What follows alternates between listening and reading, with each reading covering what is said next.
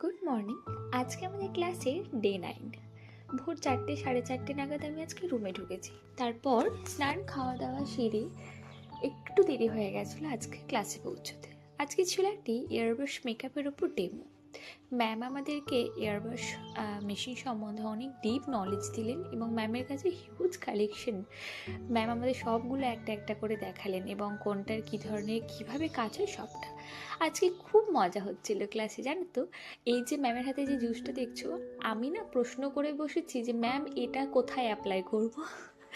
তো ম্যাম ভীষণ হাসছিল যে এটা হচ্ছে একটা এনার্জি ড্রিঙ্ক, এটা তুমি এবং তোমার যে ব্রাইড থাকবে বা মডেল থাকবে তাকে খাইয়ে দেবে, ভেতর থেকে আরও বেশি গ্লো করবে।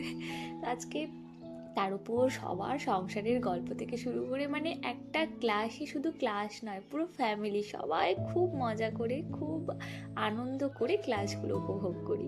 তারপর সন্ধেবেলায় ক্লাস থেকে বেরিয়ে আমি একটু গোপালের জন্য জামা কিনতে গেছিলাম, কারণ পরের দিন ছিল পয়লা বৈশাখ এবং এখানে ম্যাম বলেছিল লাল ফিতে নিতে, কারণ আমাদের এক ধরনের খোপার ফুল করা দেখিয়ে দেবেন। রুমে এসে ব্রাশগুলোকে একটু পরিষ্কার করে নিয়েছিলাম, আর এখানে স্নেহা আমাকে একটু আইব্রো করে দিচ্ছিল। তারপরে এই যে এই দিদির ভিডিওটা না নিলে খুব অন্যায় করা হবে, নিজে নিজে দেখে স্টাইল দিচ্ছে, বলে আমাকে একটু দেখাবি, তাহলে একদম। তারপর একটু শাড়ি প্র্যাকটিস হচ্ছিল। খাওয়া দাওয়া করে একসাথে সবাই মিলে আজকে ঘুমিয়েছিলাম, খুব মজা করছিলাম, কারণ এই যে বললাম আর কয়েকটা দিন তারপর হয়তো সবাই নিজের নিজের গন্তব্যস্থলে। টাটা।